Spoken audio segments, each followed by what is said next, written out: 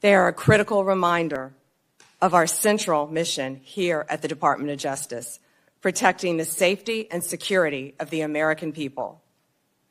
That is why, even when the government is otherwise shut down because of the Democrats, the department's law enforcement officers and prosecutors are hard at work fighting crime, keeping our streets safe, and protecting you from the threats, foreign and domestic.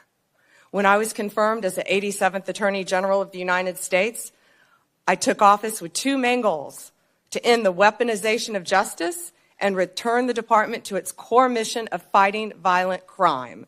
As to ending the weaponization of justice, we learned that former FBI secretly investigated you and your colleagues. Why? They wanted to take President Trump off the playing field.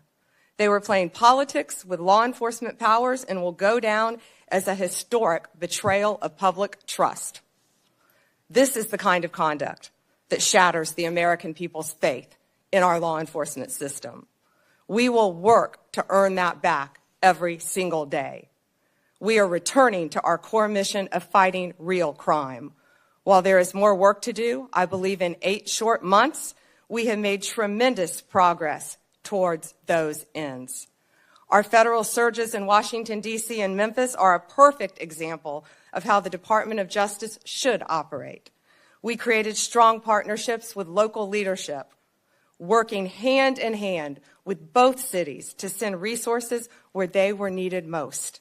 The results speak for themselves. We have made more than 3,800 arrests here in Washington while seizing more than 365 illegal guns. In Memphis, we have already made more than 300 arrests and close to 80 illegal guns in just a week. We are replicating that tough-on-crime approach throughout this country. Under the leadership of Director Kash Patel, the FBI is doing outstanding investigative work to keep American people safe. The FBI just conducted a months-long operation called Summer Heat, which resulted in over 8,600 arrests from June to September. More than 6,500 arrests fell under the FBI's violent crime and gang program. Under the leadership of Administrator Terry Cole, the DEA has seized 47.9 million fentanyl pills and 4,500 kilos of fentanyl powder. That represents 370 million deadly doses. 370 million. The DEA is dismantling violent cartel drug trafficking networks across this country, including the seizure of nearly 470 million in criminal assets.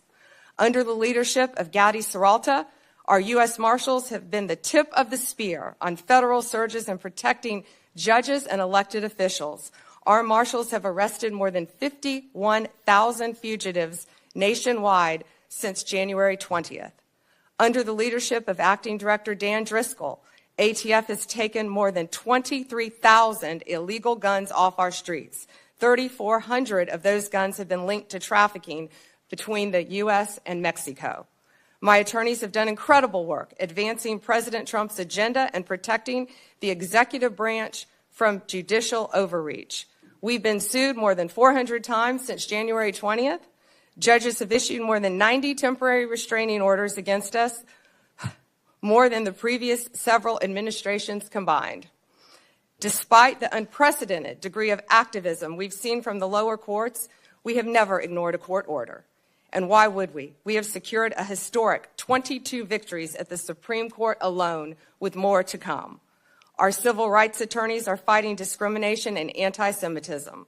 Our criminal attorneys are prosecuting violent criminals and foreign terrorists every single day. I look forward to continuing this work at the Department of Justice, and I look forward to testifying before you today. Thank you, Chairman.